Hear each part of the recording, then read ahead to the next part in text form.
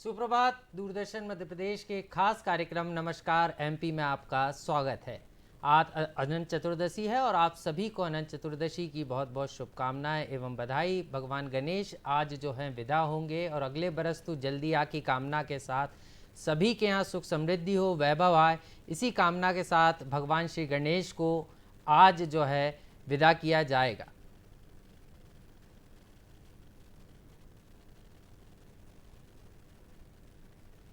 और आज की तिथि पर एक नज़र डाल लेते हैं कि आज की तिथि क्या कुछ कहती है। विक्रम संवत 2080 है आज, भाद्रपद शुक्ल पक्ष चतुर्दशी तिथि, दिन गुरुवार 28 सितंबर 2023। और आज का शुभ विचार क्या कहता है ये भी समझ लेते हैं कि आज का शुभ विचार क्या है। ज्ञान धन से उत्तम है, क्योंकि धन की तुम्हें रक्षा करनी पड़ती है परंतु ज्ञान तुम्हारी रक्षा करता है। ये बात स्वामी विवेकानंद ने कही थी। और इसी के साथ हम अपने कार्यक्रम का आगाज़ करेंगे, लेकिन उसके पहले आज का दिन क्या खास है, क्योंकि हमने आपको अनंत चतुर्दशी है ये तो आज हमने बता दिया, लेकिन आज का इतिहास क्या कुछ कहता है इस पर भी एक नज़र डालते हैं। और आज के इतिहास की बात करें तो 1885 में श्री नारायण चतुर्वेदी जी का जन्मदिन है।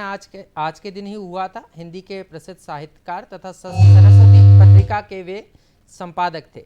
इसके अलावा 1907 की अगर हम बात करें तो भगत सिंह जो महान स्वतंत्रता संग्राम सेनानी थे, जिन्होंने मात्र 23 वर्ष की आयु में देश के लिए अपना बलिदान दिया था, उनकी भी जो है आज जन्मदिन है। इसके अलावा प्रसिद्ध अगर हम कहें संगीतकार गायिका लता मंगेशकर जी, जिनको भारत रत्न से भी सम्मानित किया गया था, आज ही के दिन 1929 में उनका जन्म हुआ था।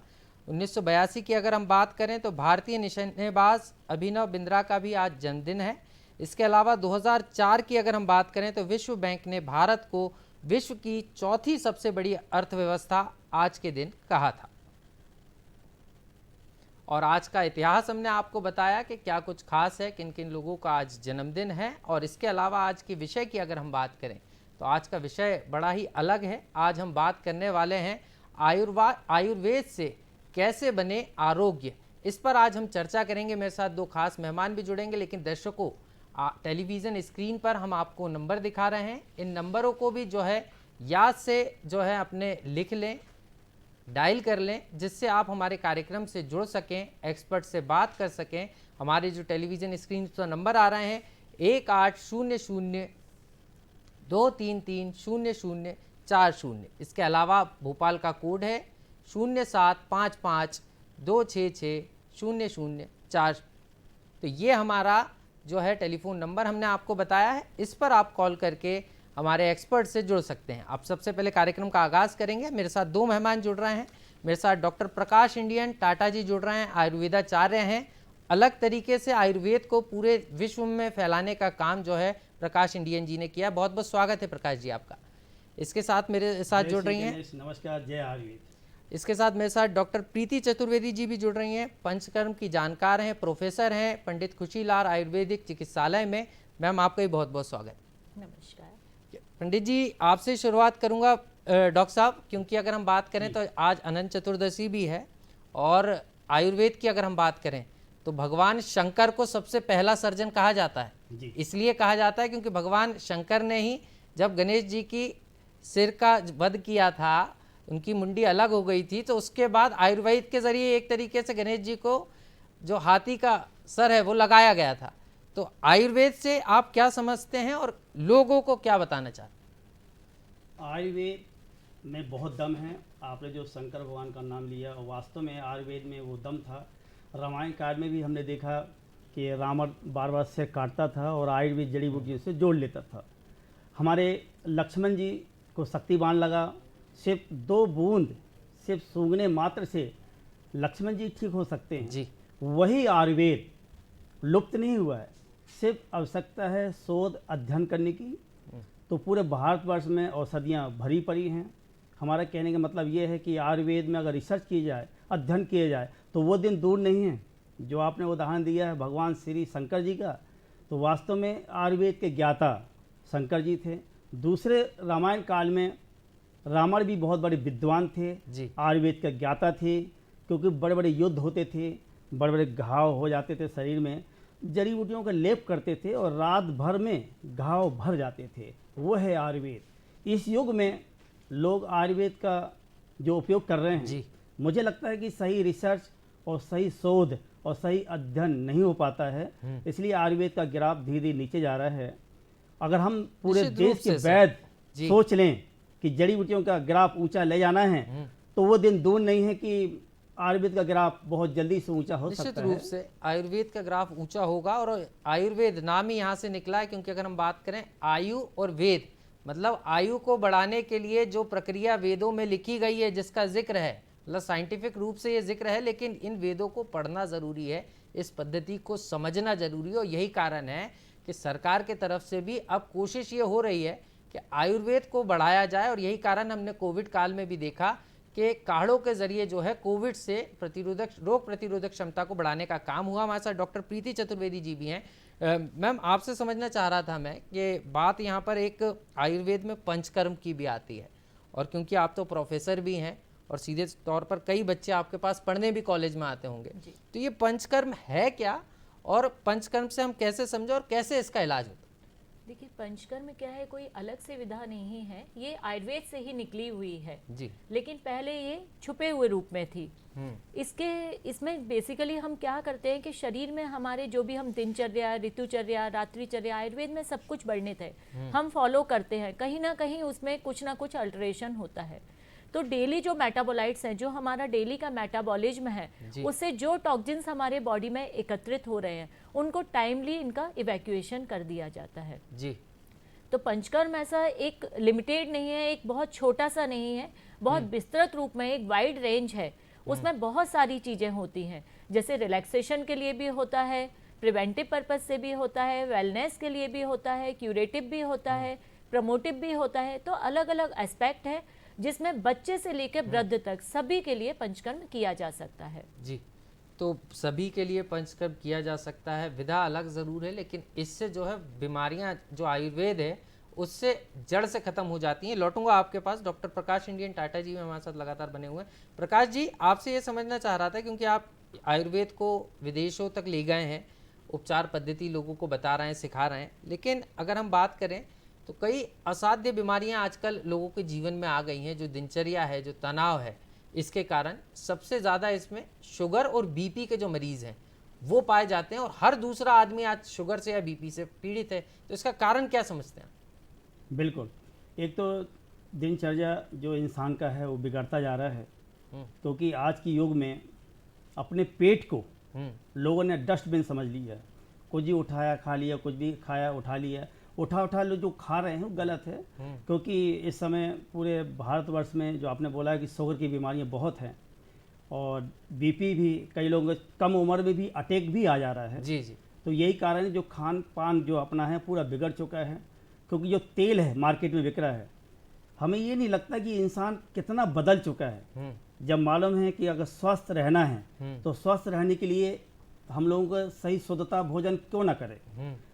तेल जो खा रहे हैं मार्केट में, क्यों ना हम राई सरसों तेल ले जाके चक्की में जो मशीन निकालती है, मशीन उसमें डाल के वो तेल ले ओरिजिनल, तो उसमें ज़्यादा खर्च नहीं आएगा। लेकिन लोग ऐसा नहीं करते हैं, मार्केट से लेते हैं, समय बचा लेते हैं, फिर बाद में होता है अटैक, कोलेस्ट्रॉल पूरा बॉडी में जम जाता है।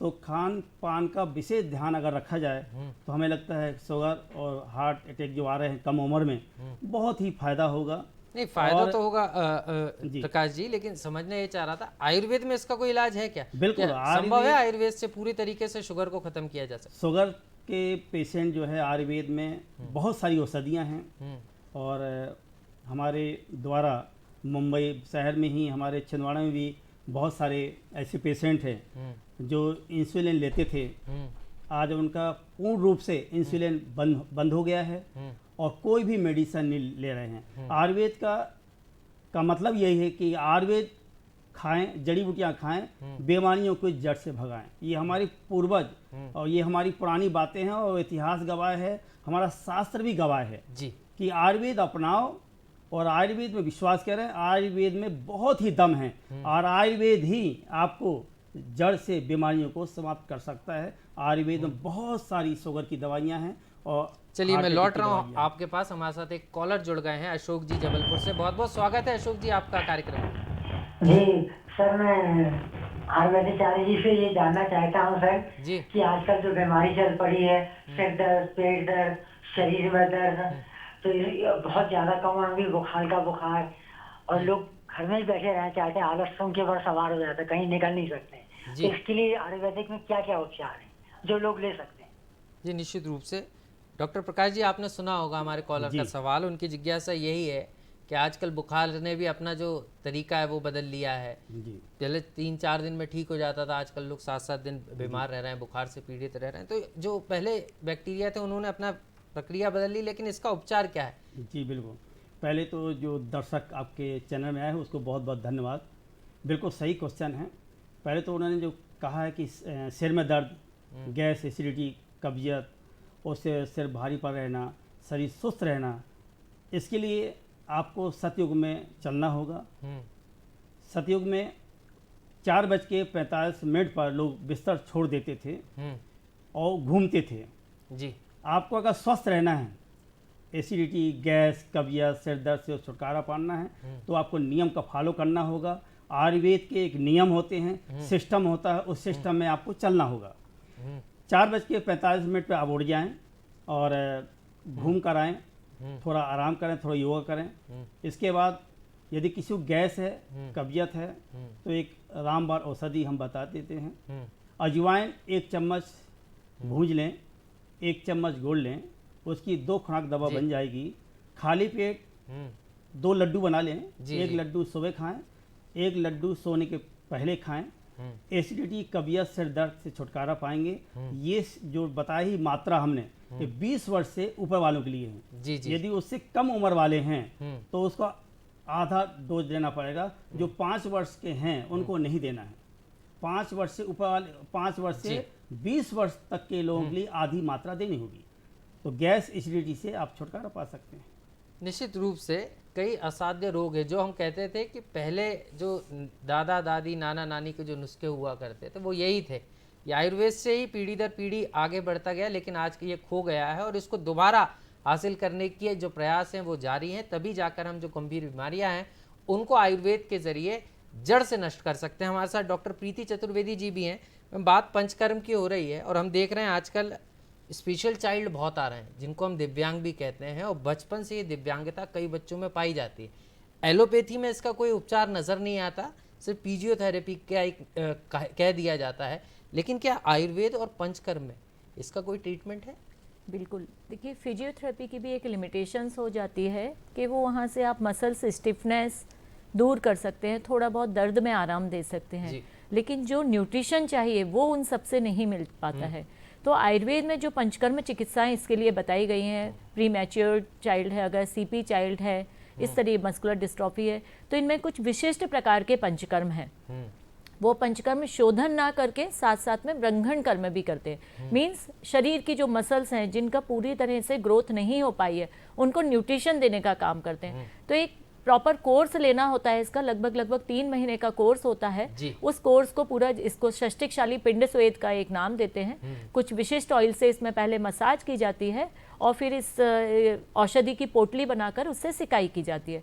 एक निश्चित क्रम में, एक निश्चित समय पर, एक निश्चित अंतराल में ये सारी चीज़ें की जाती हैं, जिससे बहुत अच्छा लाभ मिलता है और जो उनकी समस्याएं हैं उससे दूर होती है समस्या। लेकिन यहाँ सवाल ये भी आता है कि लोगों के मन में ये रहता है कि हम आयुर्वेद में जा रहे हैं, आयुर्वेद उपचार ले रहे हैं, जैसा एलोपैथी में होता है एक गोली खाई और आराम मिल गया, लेकिन आयुर्वेद में नज़र नहीं आता। एक लंबा ट्रीटमेंट होता है, पेशेंस रखना पड़ता है, और जो सबसे बड़ी बात है नियम और संयम, ये दोनों रखना आयुर्वेद में बहुत ज़रूरी है। बिल्कुल। देखिए, अगर कुछ पाना है तो उसके लिए मेहनत तो करना होगा। तो आयुर्वेद में तो पूरा जीवन जीने का सिद्धांत बताया गया है। जैसे अभी सर ने बताया, सुबह ब्रह्म मुहूर्त में उठ जाओ, वहाँ से आपकी दिनचर्या शुरू हो जाती है। एक सिस्टमेटिक लाइफ स्टाइल, कब उठना है, क्या करना है, उसके बाद किस तरीके का पानी पीना है, कैसा ब्रेकफास्ट लेना है, फिर भोजन कितने बजे लेना है, कितना अंतराल रखना है, डे स्लीपिंग नहीं करनी है, सारी चीज़ें बताई गई हैं। इन सब का पालन नहीं कर रहे हैं, इसीलिए रोग हो रहे हैं। बात आई मॉडर्न की, तो तो यदि हम देखें मॉडर्न मेडिसिन जो भी इन्फेक्टिव ओरिजिन के हैं, जो एक्यूट ओरिजिन के, वहाँ तो बहुत सक्सेसफुल काम करी। मैं किसी पैथी के लिए बुराई नहीं है, लेकिन हर किसी चीज़ की लिमिटेशन होती है। आयुर्वेदा हो सकता है एक्यूट फेज में एकदम बहुत जल्दी क्विक रिजल्ट नहीं दे पाता, लेकिन जितनी भी जीर्ण व्याधियाँ हैं, जितनी भी गंभीर व्याधियां हैं, जैसे अभी कोविड हुआ, कोविड महामारी तो निकल गई, लेकिन उसके बाद इतने सारे कॉम्प्लिकेशंस बचे हुए हैं। हमारे पास डेली पेशेंट आते हैं, किसी में हेयर फॉल है, डिप्रेशन है, एंजाइटी है, नींद नहीं आ रही है, ऑस्टियोपोरोसिस हो रहा है, ये सब उन्हीं चीज़ों के साइड इफेक्ट्स आ रहे हैं। अब चूंकि इसमें क्या, यहाँ से पंचकर्म और आयुर्वेद की शुरुआत हो जाती है जी। तो चूंकि ये लंबे ओरिजिन में हुए, एक दिन में धातुएं नहीं बनती, एक दिन में कोई चीज़ नहीं होती, इसीलिए इसका ट्रीटमेंट उन धातु तक रीजनरेशन करने में, उन तक न्यूट्रिशन पहुंचाने में टाइम लगता है, थोड़ा समय लगता इसलिए है। जी, ये निश्चित थोड़ी रूप सी से। लंबी प्रक्रिया होती है। प्रक्रिया लंबी जरूर है, लेकिन बीमारी को जड़ से खत्म जड़ से करती खत्म है। करती है। निश्चित रूप से। हमारे साथ एक कॉलर भी जुड़ गए हैं भोपाल से। बहुत बहुत स्वागत है आपका। सर नमस्कार। जी संजय जी, नमस्कार। सर मैं ये जानना चाहता हूँ, जो शिफ्टिंग वाले लोग हैं, जो सुबह से वर्क करते हैं शाम तक, रात तक, उनको क्या है, रात में बड़ी थकान हो जाती है जी। तो पंचकर्म के माध्यम से उनका क्या इलाज है, आयुर्वेद क्या? चलिए संजय जी, आपका सवाल आ गया। डॉक्टर प्रीति चतुर्वेदी जी से सवाल था। मैम, आजकल एक भागदौड़ बड़ी ज़िंदगी में एक बड़ी समस्या ये भी है कि ड्यूटी आवर्स होते हैं, और प्राइवेट सेक्टर में अगर कोई व्यक्ति है और ड्यूटी कर रहा है तो खान पान का ध्यान नहीं रख पाता, बिल्कुल, तो अनिद्रा और ये तमाम चीज़ें होती हैं, तो उसका पंचकर्म के जरिए कोई उपचार है क्या? बिल्कुल बिल्कुल, मैंने बताया ना, पंचकर्म बहुत प्रकार के हैं। उसमें एक प्रिवेंटिव पर्पज से भी, आपको कोई रोग नहीं है लेकिन आपकी लाइफ स्टाइल ऐसी है कि आपको ये चीज़ें हो रही हैं, तो इसमें एक प्रिवेंटिव जो पंचकर्मा है उसमें रिलैक्सिंग थेरेपी होती है। रिलैक्सेशन थेरेपी में जैसे कि अभ्यंग हुआ, मसाज, फुल बॉडी मसाज की जाती है मेडिकेटेड ऑयल से, और देन उसके बाद में शिरोधारा। तो जो स्ट्रेस, एंजाइटी है, नींद नहीं आना, या स्लीप पैटर्न चेंज है, या अल्टर्ड स्लीप है, उन सभी में बहुत आराम देती है। तो लेकिन इसमें प्रोसेस एक ही रहता है, प्रोसीजर सेम रहता है, but medicine according to the patient different होती है। तो पेशेंट के अनुसार जो विधा है आयुर्वेद में वो भी बदल जाती है, और निश्चित रूप से क्योंकि किस व्यक्ति को कौन सा रोग है, उस रोग के अनुसार ही आयुर्वेद में जड़ी बूटियाँ बताई गई हैं, और उसी के आधार पर जो व्यक्ति है, जो बीमार व्यक्ति है, उसका उपचार यहाँ पर किया जाता है। डॉक्टर प्रकाश इंडियन टाटा जी भी हमारे साथ हैं। लौटूंगा मैम आपके पास। सर, बात यहाँ पर हो रही है आयुर्वेद की, और आयुर्वेद से में क्या क्या चुनौतियाँ आप देखते हैं? क्योंकि सबसे बड़ी बात है कि एमबीबीएस डॉक्टर हर व्यक्ति बनना चाहता है, हर युवा चाहता है कि हम एमबीबीएस डॉक्टर बने, क्योंकि इस विधा में एक तो त्वरित उपचार मिल जाता है। जी बिल्कुल। तो हम आगे बढ़े, इसके पहले हमारे साथ एक कॉलर जुड़ गए, संजय जी, उनका सवाल ले लें। जी, संजय भोयर जी हमारे साथ जुड़ गए। जी संजय जी, स्वागत है आपका। नमस्ते सर जी। मैं ये पूछना चाहता हूँ कि भाई अर्ली इन द मॉर्निंग जो आप ये उठते हैं तो जल का जो सेवन करते हैं, जी जी वो कुनकुना पानी पीना चाहिए या अपना सादा पानी? जी इसके बारे में थोड़ा विस्तार से बताइएगा, जी जी जी। क्योंकि कुछ लोग हार्ट से भी पी रहे हैं। सर, सुबह के समय जो पहला पानी होता है डॉक्टर प्रकाश जी, उसके बारे में सवाल आया है कि वो कैसे पीना है, क्योंकि हम देखते हैं कि ताम्र का जो बर्तन होता है पहले, उसमें भी रख के कई लोग रात भर पानी भर के रखते हैं, उससे पीते हैं, तो कैसे पीना है वो? बिल्कुल, संजय जी ने जो क्वेश्चन किया बहुत ही अच्छा है और देशवासियों के लिए बहुत लाभकारी प्रश्न है। अगर आयुर्वेद में बात करते हैं तो मिट्टी का बर्तन में ही पानी रख करके पीना है, और गर्म पानी पीना स्वास्थ्य के लिए हानिकारक है, क्योंकि शास्त्रों में लिखा है, आयुर्वेद में लिखा है, शीतल पेय। शीतल मतलब ठंडा, शीतल नॉर्मल पानी जो प्राकृतिक ने बना दिया है उसी पानी का उपयोग करना है। तो मिट्टी का बर्तन में रखकर पानी पिएंगे तो हमें लगता है बहुत सारी बीमारियां ऑटोमेटिक चली जाएंगी, क्योंकि मिट्टी एक ऐसी चीज़ है कि मिट्टी जब निकलती है ज़मीन से, अनेक प्रकार की औषधियाँ, जड़ी बूटियाँ मिश्रण होकर के ज़मीन के नीचे चली जाती है, और वो मिट्टी से जो घड़ा बनता है वो एक औषधि है। जैसे उदाहरण देते हैं गंगा माता का जो गंगा जल है, लोग बोलते हैं, और ये जानकारी पूरे देश भर में है कि गंगा जल अगर लेकर आते हैं उसमें कीड़े नहीं पड़ते हैं। उसका कारण यही है कि पूरे हिमालय पर्वत से अनेक प्रकार की जड़ी बूटियों से पानी टकरा के आता है, वो पानी हो जाता है एक औषधि गुण। तो ये पानी खराब नहीं होता है। अगर उसी मिट्टी के बर्तन से पानी पीते हैं, हमें लगता है बहुत सारी बीमारियां से छुटकारा होगा। और शीतल पेय पिए, नहीं, जैसा शीतल- प्राकृतिक है उसमें ढलते जाएं। नहीं प्राकृतिक बिल्कुल, आप पानी तो सभी पीते हैं, लेकिन जो सुबह के पानी की बात होती है जिसको खाली पेट पीने का कहा जाता है, कई लोग उसमें ऊषापान करते समय एक चीज़ ये करते हैं कि कई लोग शहद डाल लेते हैं, कई लोग नींबू मिला लेते हैं, कई लोग उसको अलग तरीके से चिरायता भी लोग डालकर पीते हैं। तो ये चीज़ें क्या हैं, तो इसमें कौन सी चीज़ बेहतर है और कितनी मात्रा में लेना ठीक है? मात्रा लेने की बात है तो मात्रा तो इसमें सवाल ही नहीं उठता, क्योंकि कोई बीमारी तो है ही नहीं किसी को। जी। यदि कोई बीमारी होगी तो औषधि बताएंगे। जी। जो स्वस्थ मनुष्य हैं जी उनको तो शीतल पेय पीना चाहिए। रात में जो मटके में पानी रखा है वही पानी पीना चाहिए, कुनकुना पानी नहीं पीना है। क्योंकि हमने बहुत सारे पेशेंटों को मुंबई, दिल्ली, सब जगह रिसर्च किया, अध्ययन किया, तभी हम आपके दर्शकों को बता रहे हैं। जी जी तो शीतल पेय पीना है। और यदि कोई बीमारी है, एसिडिटी है, गैस है, कब्जियत है, तो बहुत नॉर्मल कुनकुना पानी लेना है। कोई भी बीमारी हो, अगर बीमारी आपके शरीर में आ गई है तो कुनकुना पानी ले सकते हैं। लेकिन आपको एलर्जी है, छींकें आती हैं, तो नींबू लेना वर्जित है, क्योंकि लेंगे तो और सर्दी होगी, निश्चित छींकें रूप से आएंगी। और सर्दी होगी। रोक रहा हूँ डॉक्टर साहब आपको, दोबारा लौट रहा हूँ। हमारे साथ एक कॉलर जुड़ गई हैं, अलका दुर्वे जी भोपाल से। बहुत बहुत स्वागत है अलका जी आपका। जी सवाल नमस्कार, पूछिए आपका। मैं अलका दुबे बात कर रही हूँ। जी, जी। मैं गुरुजी से जानना चाहूंगी, मैं इंस्टाग्राम, फेसबुक और भी बहुत सारी उनकी एक्टिविटीज देखती हूँ आयुर्वेद को लेके। वो बहुत अच्छा अपने मध्य प्रदेश ही नहीं, भारत ही नहीं, वो पूरे विश्व में आयुर्वेद को लेकर काम कर रहे हैं। जी, जी, तो सवाल वो पूछिए। कितने देशों में अपने आयुर्वेद का डंका बजा चुके हैं, उस बारे में जानकारी दी। जी जी जी गुरु जी, आपकी शिष्या हैं एक तरीके से, आपके बारे में जानकारी चाह रही थी। तो आयुर्वेद की हम चर्चा कर रहे थे, तो जो पानी की बात आप बता रहे थे कि जिनको छींकें आ रही हैं और अगर वो नींबू डाल के लेंगे तो उनको और बढ़ सकती है, उसी बात को पूरा कीजिए। जी ठीक है। तो यदि किसी प्रकार की कोई बीमारी है तो औषधि लेना जरूरी है।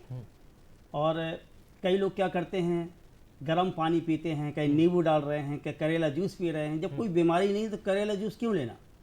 कई लोग लौकी का जूस लेते हैं। हमने कोरोना काल में हमने गिलोय का विरोध किया था। तो गिलोय लगातार पीने से किडनी, लीवर खराब होता है। इसको हमने साबित भी किया था। लंदन की एक महिला है साइंटिस्ट, उसने हमारा जवाब दिया था। उन्होंने बोला एकदम सही बोला है। पहले तो हमारा काफ़ी विरोध हुआ मीडिया से, मीडिया के माध्यम से, जब लंदन की एक लेडी ने, साइंटिस्ट ने आवाज़ उठाई थी। निश्चित रूप से सर, जो किसी भी चीज़ का अगर अति होगी, किसी भी चीज़ का उपयोग बिना जाना पहचान तरीके से करेंगे हम, तो उसमें कहीं ना कहीं उसका नुकसान भी होता है। और यही बात जो है डॉक्टर प्रकाश इंडियन टाटा जी बता रहे थे। और क्योंकि आज गणेश अनंत चतुर्दशी भी है, गणपति बापा को विदाई भी दी जा रही है अगले बरस, तो जल्दी आकी कामने के साथ, तो एक भजन भी सुन ले।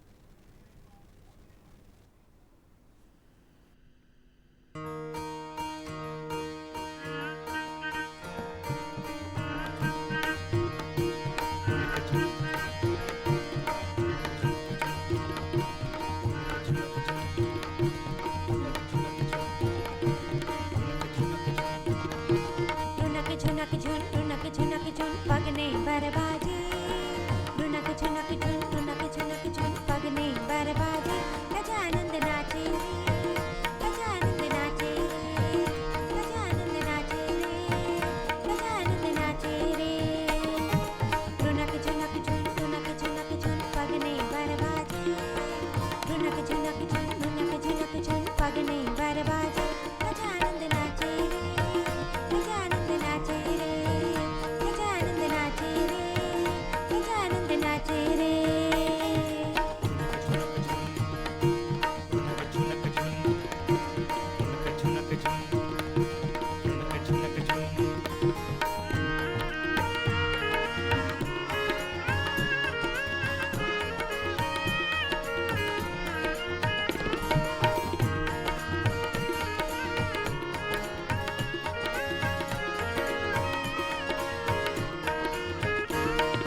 मूषक वाहन सुंड सुंडाला एक दंत साजे, मूषक वाहन सुंड सुंडाला एक दंत साजे, मूषक वाहन सुंड सुंडाला एक दंत साजे।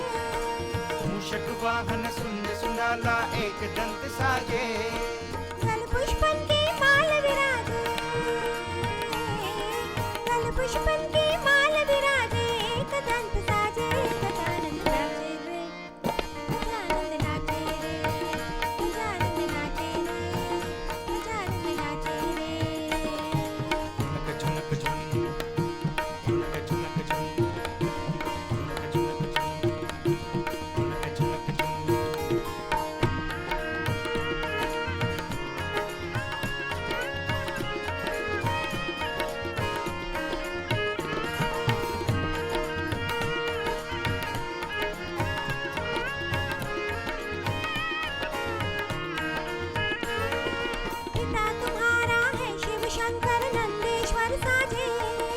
पिता तुम्हारा है शिव शंकर नंदेश्वर साजे, पिता तुम्हारा है शिव शंकर नंदेश्वर साजे, पिता तुम्हारा है शिव शंकर नंदेश्वर साजे, माता तुम्हारी है गिरजा जी, माता तुम्हारी है गिरजा जी, सिंह चढ़ी गाजे, गजानन नाचे रे, गजानन नाचे रे, गजानन नाचे रे, गजानन नाचे रे। उनक झुनक झुन, उनक झुनक झुन,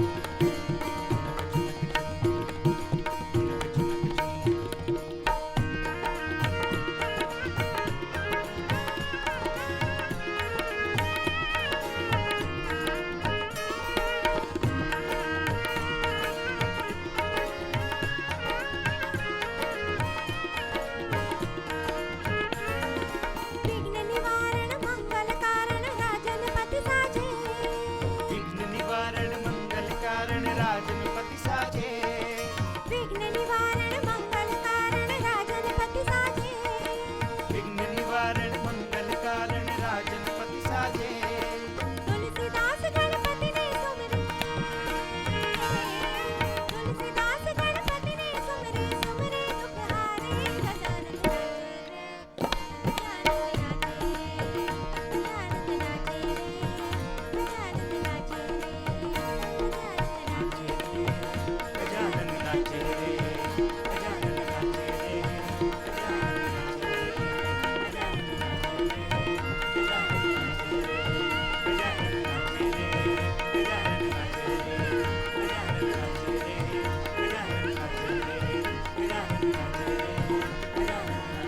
रे, तो गजानन भगवान आज विदा होंगे, अनंत चतुर्दशी आज है और हमने भी भगवान गणेश जी को जो है नमन यहाँ पे किया है और सभी की सुख समृद्धि की कामना भगवान श्री गणेश से की है। कार्यक्रम में हम आगे बढ़ेंगे। आज हम बात कर रहे हैं आयुर्वेद से कैसे बने आरोग्य, इस पर आज हम चर्चा कर रहे हैं। मेरे साथ दो खास मेहमान भी मौजूद हैं। डॉक्टर प्रीति चतुर्वेदी जी के पास चलेंगे, प्रोफेसर हैं पंडित खुशी लाल, शासकीय आयुर्वेदिक चिकित्सालय और कॉलेज की महाविद्यालय की। तो सीधे उनके पास चलेंगे। मैम, बात पंचकर्म की हो रही थी और यहाँ पर हम बात अगर हम करें तो दो चीज़ें निकल कर आती हैं। आजकल हम देख भी रहे हैं कि ये एक तरीके से फैशन भी बन गया है कि पंचकर्म को लोगों ने सिर्फ मालिश से जोड़ लिया है और जगह जगह पंचकर्म के छोटे छोटे इंस्टीट्यूट देखने को हमें मिलते हैं। तो वो वहाँ पर इस पद्धति से उपचार कराना क्या ठीक है? क्योंकि हम कई बार देखते हैं कि अगर गलत व्यक्ति गलत नस दबा दे तो जीवन भर के लिए मुसीबत का कारण भी बन जाए। जी बिल्कुल, जैसा आपने कहा बिल्कुल सही है ये कि पंचकर्म को सिर्फ मसाज अभ्यंग वहां तक सीमित करके रख दिया है। लोगों को यही पता है कि पंचकर्म क्या होना है, वही मालिश होगी, एक भाप से सिकाई हो जाएगी, यही पंचकर्म है। ये तो पंचकर्म का एक बहुत छोटा सा पार्ट है। ये तो देखा जाए एक पंचकर्म का प्री ऑपरेटिव है, एक पूर्व कर्म है। पंचकर्म तो इसके बाद शुरू होता है। तो जैसा पंचकर्म बताया मैंने पहले भी, एक शोधन चिकित्सा है। हम जो दिनचर्या, हम जो ऋतुचर्या, रात्रिचर्या फॉलो कर रहे हैं, कहीं ना कहीं हमारे शरीर में हमारा जो डाइजेशन मेटाबॉलिज्म हो रहा है उससे कुछ ना कुछ टॉक्सिन्स बॉडी में एक्यूमुलेट हो रहे हैं। निश्चित रूप से यदि हम टाइमली इन टॉक्सिन्स को रिमूव कर देंगे, वो फ्यूचर में कोई रोग नहीं करेंगे। देख रहे हैं आजकल, जैसा अभी सर ने भी बताया, लाइफ स्टाइल डिसऑर्डर्स कितने बढ़ गए हैं। वो सब हमारी अल्टर्ड लाइफ स्टाइल, हमारी जो दिनचर्या, रात्रिचर्या, रात में जाग रहे हैं, दिन में सो रहे हैं, packed food, junk food, dairy products, ये सभी ले रहे हैं। नेचर से तो हम दूर होते जा रहे हैं। तो उसी का परिणाम है। चूंकि उनका परिणाम है, हम जो खा रहे हैं वो हमारे शरीर में एक अम्लता की तरह से शरीर में कुछ ना कुछ आम, जिसको कहते हैं फ्री रेडिकल टॉक्सिन्स के रूप में हमारे शरीर में एकत्रित हो रहा है। अब चूंकि वो एकत्रित होकर जब वल्क में हो जाएगा, वो फ्यूचर में कोई रोग करेगा। तो पंचकर्म में यही किया जाता है, कोई रोग हो उसके पहले ही जो ये टॉक्सिन्स इकट्ठे हुए उनको बाहर निकल दिया जाए। तो ये अभ्यंग और ये एक तो पार्ट है, ये एक रिलैक्सेशन पंचकर्मा है जिसमें आप मसाज, शिरोधारा ले सकते हैं। बाकी शोधन थेरेपी तो इसके बाद शुरू होती है, जिसके टाइम लगता है, जिसके लिए प्रॉपर मॉनिटरिंग करनी होती है, कुछ इन्वेस्टिगेशन करने होते हैं। ऐसा नहीं है कि कोई भी आया आपने उसको शोधन दे दिया, उसके लिए प्रॉपर एग्जामिनेशन एक प्रक्रिया है। लौटूंगा आपके पास। हमारे साथ शिरीष जी जुड़ गए हैं भोपाल से। बहुत बहुत स्वागत है शिरीष जी आपका। हाँ हेलो मैम, मैं ये पूछना चाहता हूँ कि भाई ये जैसे कॉन्स्टिपेशन रहता है बॉडी में, तो उसमें जो कैस्टर ऑयल काफी लोग लेते हैं, क्या ये सही है और कितनी मात्रा में लेना है, इसके बारे में थोड़ा डिटेल में बताइएगा। जी जी नमस्कार सुधीर जी। देखिए कैस्टर ऑयल ले रहे हैं तो ये मतलब कॉन्स्टिपेशन की जो समस्या है, तो सबसे पहले हमको इसके कारण पर जाना है कि कॉन्स्टिपेशन किस वजह से हो रहा है। क्या हैबिचुअल है, उसकी लाइफस्टाइल की वजह से है, उसकी डाइट की वजह से है। यदि डाइट, लाइफस्टाइल इन सब से होगा तो हम कारण दूर करके और थोड़ा बहुत कैस्टर ऑयल लेकर उसको दूर कर सकते हैं। लेकिन यदि वो हैबिचुअल है, उसकी आंतों में गतियां ही नहीं है, इंटेस्टाइनल मूवमेंट स्लो है, तो उस स्थिति में वो कैस्टर ऑयल का भी आदती हो जाएगा और आगे जाकर उसको उससे भी आराम नहीं मिलेगा। तो ऐसी स्थिति में पंचकर्म की एक विरेचन प्रक्रिया होती है जिसमें पूरा जीआईटी को क्लीन किया जाता है। एक उसमें कहूँ मैं लोकल लैंग्वेज में तो आंतों की सफाई करना। तो जब वो प्रक्रिया ली जाती है तो आंतों का जो बैक्टीरियल फ्लोरा है वो मेंटेन्ड होता है, गट मोटिलिटी मेंटेन होती है और देन पंचकर्म ये के थ्रू ये जो कॉन्स्टिपेशन या विबंध की समस्या है वो जड़ से दूर होती है। निश्चित रूप से तो उपचार है, लेकिन आपको इसके लिए विशेषज्ञ के पास पहुंचना होगा, पूरी उपचार विधि को समझना होगा, उपचार कराना होगा। उसके बाद कॉन्स्टिपेशन समेत जो अन्य बीमारियां उससे भी आपको जो है निजात मिलेगी, लाभ मिलेगा। हमारे साथ एक और कॉलर जुड़ गए हैं राजस्थान से, हरभजन जी। बहुत बहुत स्वागत है हरभजन जी आपका। जी सर नमस्कार। जी नमस्कार, सवाल पूछिए। मैं आदरणीय डॉक्टर साहब से पूछना चाहूंगा, जो कि अंतर्राष्ट्रीय आयुर्वेदाचार्य हैं और ये मध्य प्रदेश से लेकर पूरे भारत से लेकर इन्होंने विश्व के 116 देशों तक आयुर्वेद पर काम किया। इनको सरकार के द्वारा कहां कहां पे सम्मान मिला है? जी जी जी, चलिए बहुत बहुत शुक्रिया हमारे साथ जुड़ने के लिए हरभजन जी। जी डॉक्टर साहब आपसे सवाल था, तो सीधे तौर पर देखें तो आयुर्वेद के सम्मान की बात हो रही है, क्योंकि आयुर्वेद को सम्मान मिलना भी, क्योंकि आपने देश ही नहीं विदेशों में भी अपनी आयुर्वेद चिकित्सा पद्धति से काम किया है, लोगों को वहाँ आराम मिला है और कई असाध्य रोगों से निजात उनको मिली है। तो वो विदेश का जो आयुर्वेद का सफ़र है वो कैसा रहा और कहाँ वहाँ पर आयुर्वेद को विदेशों में कैसे देखें? जी बिल्कुल। सबसे पहले हरभजन जांगड़ी जी को बहुत बहुत धन्यवाद, जो है मानव कल्याण के लिए उन्होंने एक शब्द उठाया है कि सम्मान। सम्मान तो वास्तव में आज तक हमको नहीं मिला है, जबकि छिंदवाड़ा जिले में विदेशों से केंद्रीय मंत्री तक विदेशों के हमसे उपचार लेके गए हैं, उनको फ़ायदा भी हुआ और विदेशों में बुलाया गया। आयुर्वेद को यदि सही रिसर्च, शोध, अध्ययन किया जाए तो कोई भी बीमारी ठीक हो सकती है, इसमें कोई संदेह नहीं है। जैसे सबसे पहले हमने इलाज किया था कि आयुर्वेद को कैसे बढ़ाया जाए, ये हमारे मन में विचार आया कि आयुर्वेद को पूरे दुनिया में डंका कैसे बजाया जाए। तो सबसे पहले हमने जो असाध्य बीमारियां हैं उस पर हमने फोकस डाला। जैसे भारत के पूर्व कैप्टन, क्रिकेटर कैप्टन जो हमारे कप्तान थे मोहम्मद अजहरुद्दीन, आपने सबने देखा हो पहले वो झुक के चलते थे, तो हमने वहाँ तक पहुँचने की प्रक्रिया चालू की। उनसे मुलाकात हुई, उनके एक मैनेजर का नंबर आया, आनस खान कानपुर के थे। आनस भाई ने बताया कि ये नंबर है, आप लगा सकते हैं। हमने बोला हम आपका उपचार करेंगे। उन्होंने आयुर्वेद में विश्वास किया। पहले तो बोले कि आयुर्वेद से किडनी खराब हो जाएगा, लीवर खराब हो जाएगा, क्योंकि ऐसा माहौल, ऐसा डर पैदा हो गया लोगों को। लोग करते भी हैं, जो छोटे छोटे वैद्य हैं उसमें जड़ी बूटियों में एलोपैथी दवाई मिला के लोगों को देते हैं, जबकि गलत है। आयुर्वेद में अगर फायदा नहीं हो रहा है तो मत होने दो, लेकिन किसी प्रकार का केमिकल मिलाना ये जुर्म है और गलत भी है। आयुर्वेद को बदनाम करने की बात है। हमने उनका इलाज किया, वो एकदम स्वस्थ हो गए। जब ठीक हो गए तो वहाँ से हमारा ग्राफ बढ़ना शुरू होता है। फिर उनके दोस्त थे श्रीलंका के सनत जयसूर्या। सनत जयसूर्या एक क्रिकेटर हैं, बहुत अच्छे क्रिकेटर थे। उन्होंने कई देशों में इलाज कराया, आप न्यूज़ चैनल के माध्यम से देखा भी होगा। तो बहुत उन्होंने इलाज कराया। फिर हमारे मोहम्मद अजहर भाई ने उनको बोला कि हमारे भारत के आयुर्वेदाचार्य हैं, आप उनका उपचार लें।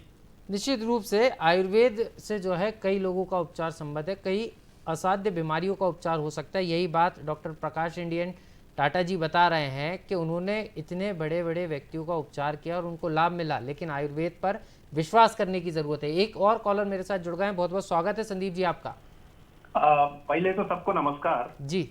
मैं क्या बोलता है कि एज के साथ जो है हाथ पैरों में जलन थोड़ा होता है। जी। तो मैं ये बोल रहा है कि ये मैडम से पूछना है जी कि ये पंचकर्म से क्या इसमें फायदा होएगा क्या?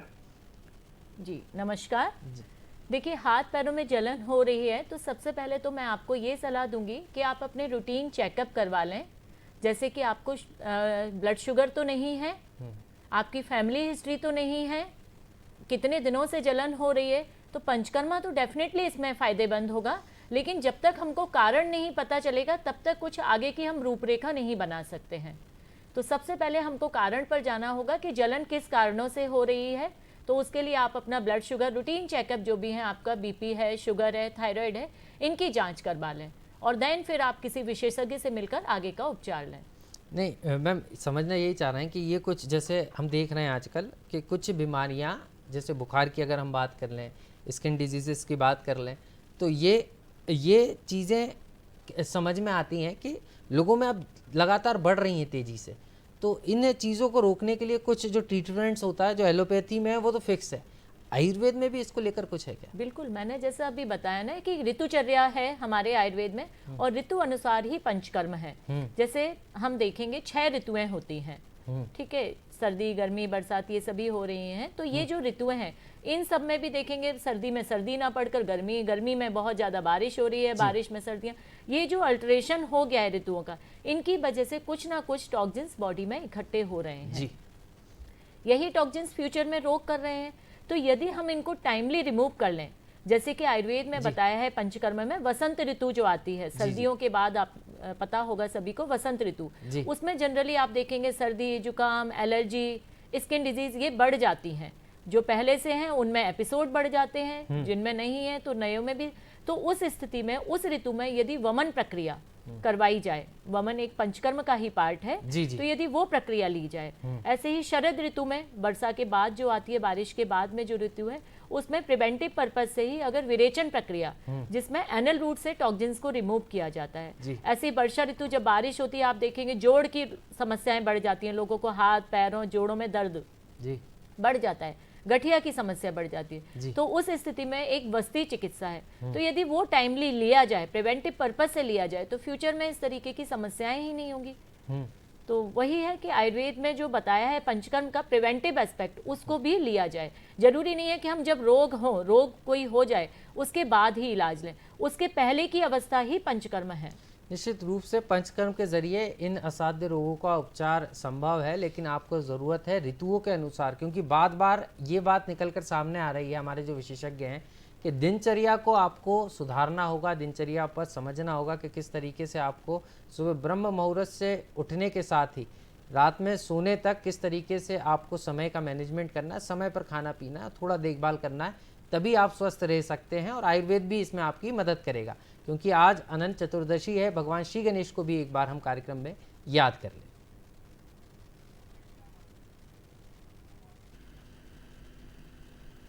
पार्वती के लाला करूं मैं प्रणाम, पार्वती के लाला करूं मैं प्रणाम। तुझे ध्यान सुबह और शाम, तुझे ध्यान सुबह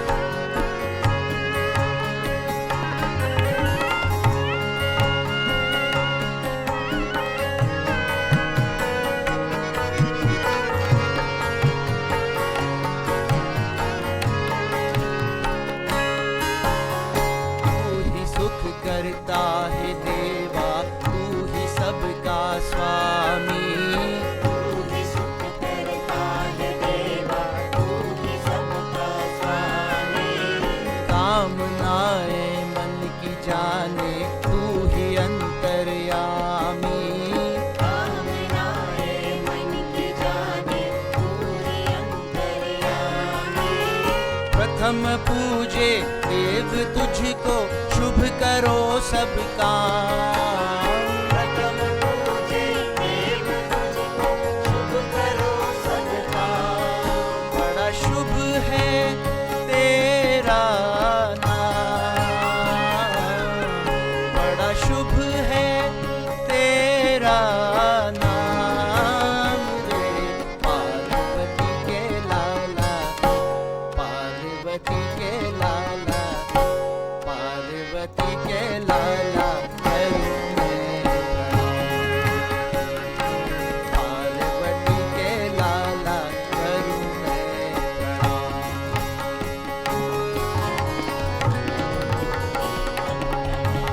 सिद्धि विनायक मंगलमूर्ति नमो नमः, सिद्धि विनायक नमो नमः, मंगलमूर्ति नमो नमः, सिद्धि विनायक नमो नमः, मंगलमूर्ति नमो नमः, सिद्धि विनायक नमो नमः। तो मंगल मूर्ति को नमन यहाँ पर किया हमने भी, और प्रदेश और देश के वासियों को सुख समृद्धि लेकर भगवान श्री गणेश यहाँ पर इसी आशीर्वाद के साथ विदा हो।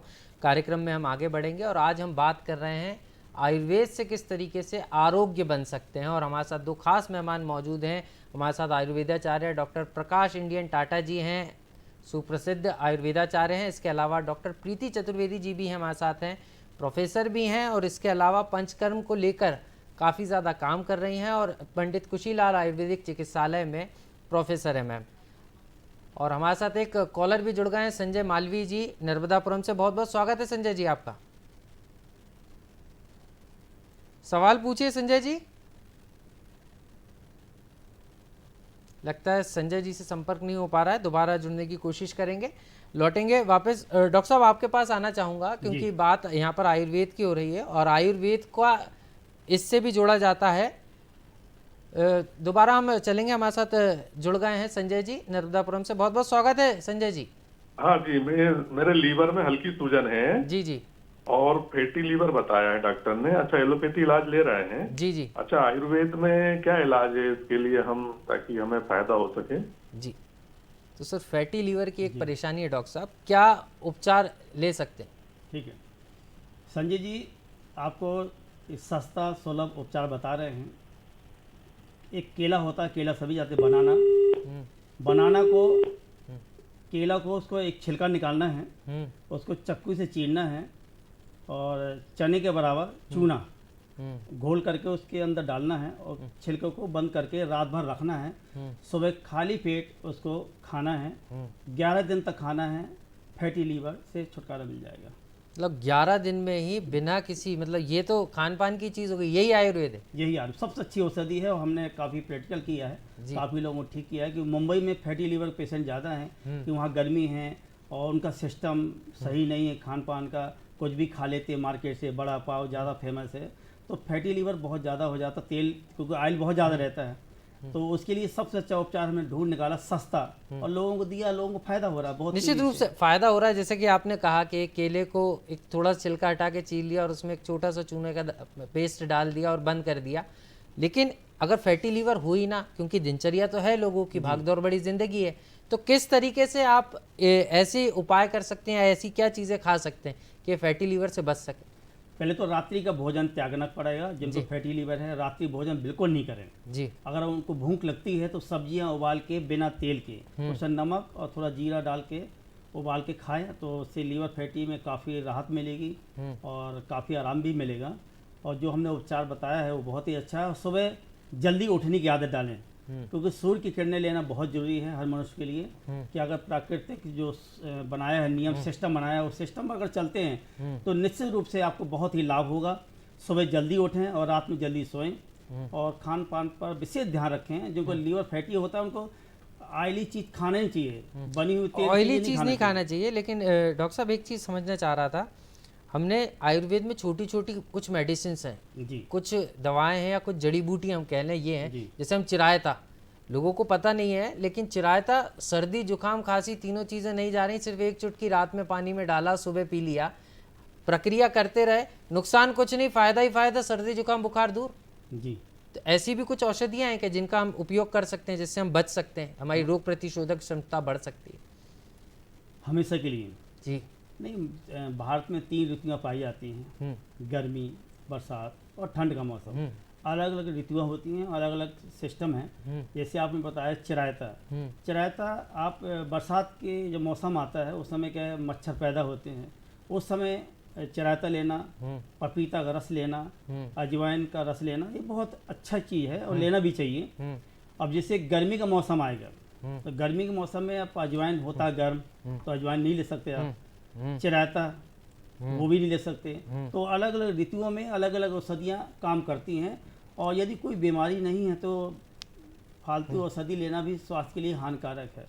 जैसे कई लोग लगातार गिलोय पीते हैं। गिलोय का मतलब है शरीर को टेम्परेचर को कम करना। हमारे पूर्वज पुराने लोग वैद्य जो थे, यदि किसी का बुखार चढ़ता है उतरता है, चढ़ता है उतरता है, उस समय उपयोग किया जाता था। उपयोग करने की विधि भी हम आपके चैनल के माध्यम से बता देते हैं। चिरायता को यदि किसी का बुखार ठीक नहीं हो रहा है तो चिरायता 1 चम्मच और 10 ग्राम लेना है आपका गिलोय, दोनों को पीस करके उसको पानी का घोल बनाएं 1 कप में, और मिट्टी का दिया होता है, तो दिया को आप रखें थाली में, तांबा की थाली में रखें जी, और जो गिलोय है उसमें डालें, जो गिलोय और चिरायता का जो पानी बनाया उसमें डाल दें। जो पानी नीचे गिरेगा उसको आधा चम्मच पिलाएंगे तो बुखार नहीं चढ़ेगा। गिलोय का मतलब है शरीर का टेम्परेचर को कम करना। अगर लगातार आप गिलोय लेते हैं, बहुत ही हानिकारक है स्वास्थ्य के लिए, क्योंकि उससे शरीर ठंडा हो जाएगा और आपकी जो शारीरिक ताकत है वो कम होगा। निश्चित रूप से वो कम होगा। तो यहाँ पर ऋतुओं के अनुसार जो है खाना पीना, हम देखते हैं कि खान पान से ही बेहतर नहीं होता तो बीमारियाँ होती हैं। इसमें आयुर्वेद में भी ध्यान रखा जाता है। हमारे साथ अरविंद पांडे जी भी जुड़ गए हैं भोपाल से। जी स्वागत है अरविंद जी आपका। नमस्कार सर। जी नमस्कार, सवाल पूछिए। सर मेरा सवाल है, मुझे विगत कई सालों से माइग्रेन की समस्या है, तो एलोपैथी से मुझे कुछ फायदा हो नहीं रहा है जी। तो मैं चाह रहा था कि आयुर्वेद में कोई इलाज मिल जाए तो मुझे बहुत फायदा हो जाए। चलिए, तो माइग्रेन की समस्या है यहाँ पर और उसको लेकर पीड़ित हैं। डॉक्टर साहब इसमें क्या उपचार हो सकता है? माइग्रेन के लिए सबसे अच्छा उपचार है, एक पौधा होता है अधोका। वो अधोका की एक फली होती है, उस फली का एक टुकड़ा रुद्राक्ष जैसा आपको गले में डालना है। माइग्रेन हमेशा के लिए चला जाएगा। माइग्रेन भी एक बहुत बड़ी बीमारी है। कई लोग सफ़र नहीं कर सकते हैं, कार में बस में जाते हैं तो उल्टियाँ होती हैं, सिर दर्द होता है, कई लोग तो रस्सी बांध के तौलिए बांध कर रहते हैं, इतना दर्द होता है माइग्रेन का। तो माइग्रेन का उपचार जो हमने बताया बहुत ही अच्छा है।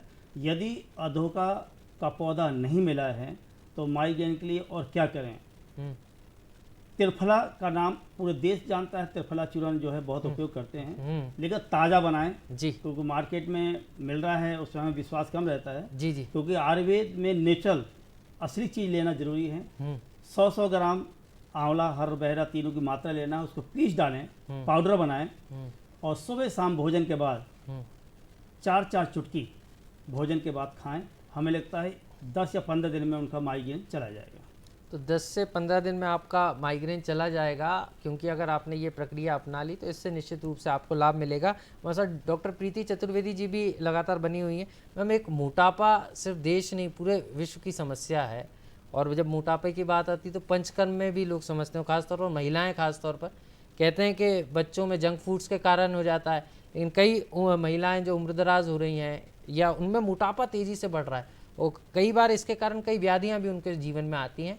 तो उससे किस तरीके से देखिए, जो मेनोपॉज के बाद अगर महिलाओं में ये समस्या बढ़ रही है तो इसके लिए बहुत कुछ कारण भी हो सकते हैं जी, कि जैसे कुछ तो साइकोलॉजिकल भी होते हैं, एकदम से हार्मोन्स का जो ऑफ एंड ऑन होता है तो वो भी एक कारण हो सकता है। तो उन सब के लिए तो हमको योग, प्राणायाम, आसन, इन सबको मीन्स वही कि आयुर्वेदिक दिनचर्या को अपनाना है, इन सबको तो करना ही है। उसके साथ में कुछ पंचकर्मा प्रोसीजर भी है, जैसे वैली फैट बढ़ रहा है अगर महिलाओं में तो उसके लिए एक उद्वर्तन, उत्सादन, ये प्रक्रियाएं हैं जिसमें ड्राई पाउडर मसाज की जाती है। वही जैसा पहले भी मैंने बताया कि औषधि का चयन रोगी के अनुसार ही किया जाता है, प्रोसीजर यही रहता है, लेकिन उसमें औषधि कौन सी होगी वो व्यक्ति दर व्यक्ति बदलती है। तो इस तरीके की पंचकर्म प्रक्रियाएं ले सकते हैं। इस स्थूल या मोटापे से जो एक बर्निंग प्रॉब्लम है बिल्कुल आजकल, और लाइफस्टाइल डिसऑर्डर ही है मैं अगर कहूँ तो बहुत हद तक तो लाइफस्टाइल को मैनेज करके अपनी दिनचर्या, रात्रिचर्या, ऋतुचर्या को संयमित करके, जैसे डे स्लीपिंग अवॉइड करना, दिन में थोड़ा हल्का फुल्का रेस्ट करें, लेकिन डे स्लीपिंग जो लंबी वो सभी को अवॉइड करें, प्राणायाम करें, योग करें, डाइट का ध्यान रखें। डाइट में जैसे बताया पहले, जंक फूड है, पैक्ड फूड है, ऑयली है, डेयरी प्रोडक्ट्स हैं, इनको जहाँ तक हो कम से कम लें या इनसे बचने की कोशिश करें, और साथ में पंचकर्म करवाएं, तो इससे निजात मिल सकती है। तो नहीं, कई बार समस्या ये भी आती है, हम देख रहे हैं कई शुगर पेशेंट्स भी होते हैं या महिलाएं जो मोटापे जिनको है वो उनमें शिथिलता आ जाती है या मोटापा ज़्यादा हो जाता है तो व्यायाम नहीं कर पाती हैं, तो वो एक समस्या रहती है। तो यहाँ पंचकर्म में क्या उसके लिए कुछ ट्रेनिंग भी देते हैं कि आप लोग के किस तरीके से? क्योंकि कई बार रहता है ना, हाथ पैरों में जान ही नहीं है, इस तरीके के शब्द निकल कर आते हैं मरीजों से। बिल्कुल। तो वो कैसे मतलब ठीक होगा फिर? उसके लिए वही ना, जैसा बताया है कि एक बार रोगी को देखने, मान लीजिए मोटापा भी हो रहा है और शरीर बिल्कुल अंदर से शिथिल है, जनरली होता ही है क्योंकि फैट में एक लेवल पर जाकर ऑब्स्ट्रक्शन हो गया, तो आगे की धातुएं तो बनी नहीं रही है, नॉरिशमेंट ही नहीं हो रहा है, इसलिए व्यक्ति देखने में तो बहुत अच्छा ओवरवेट और ओबेस दिखेगा, बट अंदर से देखा जाए उसका एनर्जी लेवल 0 होगा या बहुत कम होगा। तो ऐसी स्थिति में उसकी डाइट को, उसके लाइफस्टाइल को ही मेंटेन करना है। शुरुआत बिल्कुल सुबह से जो उठने से होती है वहां से लेकर रात में सोने तक एक उसको एक प्रॉपर वे में, एक प्लान तरीके से जीवन जीना है। इन सबको करेगा। साथ में कुछ मेडिसिन है जो कि जिनको ले सकते हैं, जो उसके डाइजेशन को, मेटाबॉलिज्म को, एसिमिलेशन को करेक्ट करती हैं, उनको यदि लेंगे तो इन समस्याओं से आराम से मुक्ति मिल सकती है। निश्चित रूप से आराम से मुक्ति मिल सकती है। डॉक्टर प्रकाश इंडियन टाटा जी भी हमारे साथ हैं। सर, आपसे भी यही सवाल है, क्योंकि मोटापा भी एक बड़ी समस्या बन रही है, तो दिनचर्या की बात आ रही, खान पान की आ रही, लेकिन भाग दौड़ भरी जिंदगी है, लोगों को अपना रोजगार भी देखना, समय कम है, तो आयुर्वेद में ऐसी कुछ मेडिसिन हैं जिनसे हम, जिनका सेवन करके हम बच सकते हैं इन चीज़ों से? बिल्कुल बच सकते हैं। जैसे आपने बोला कि मोटापा बढ़ रहा है और लोग परेशान भी हैं जी, तो क्यों ना हम सिस्टम पे चलें जी।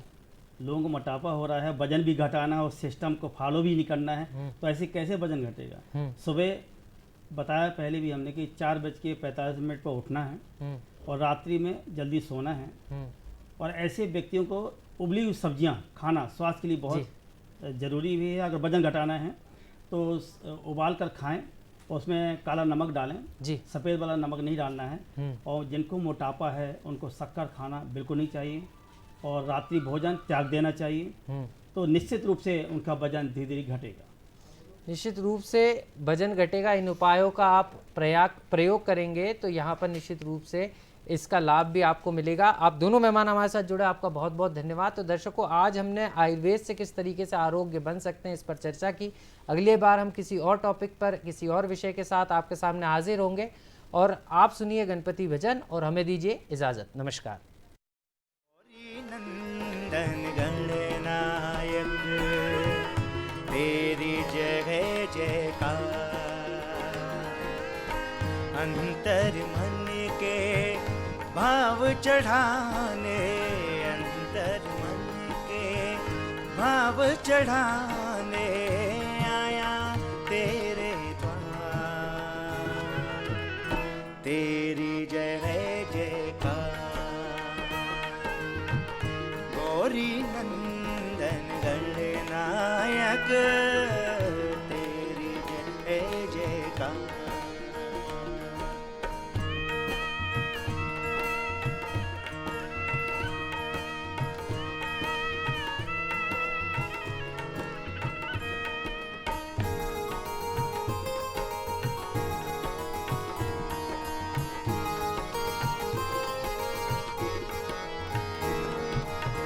ब्रह्मा बन करता हो तुम ही, विष्णु बन भरता हो तुम ही,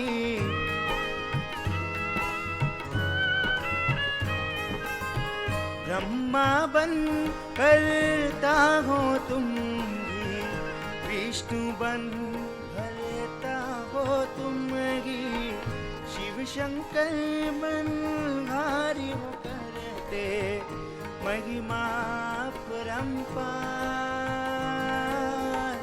महिमा परंपार।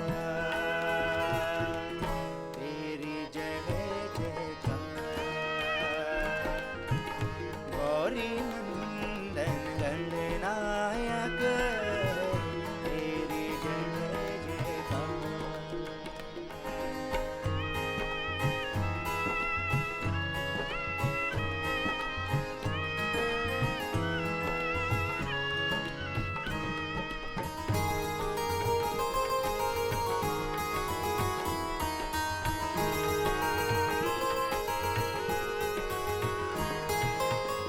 मंगल गए प्रभु रूप तुम्हारा, मोदक भोग है प्यारा।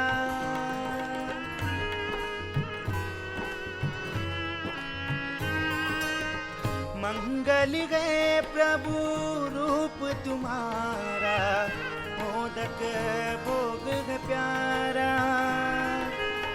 मूषक वाहन साजे तुमको, चंद्र का भाल सिंगारा, चंद्र का भाल सिंगारा। तेरी जय जयकार। गौरी नंदन गणनायक तेरी जय जयकार। अंतर मन के भाव चढ़ाने, अंतर मन के भाव चढ़ाने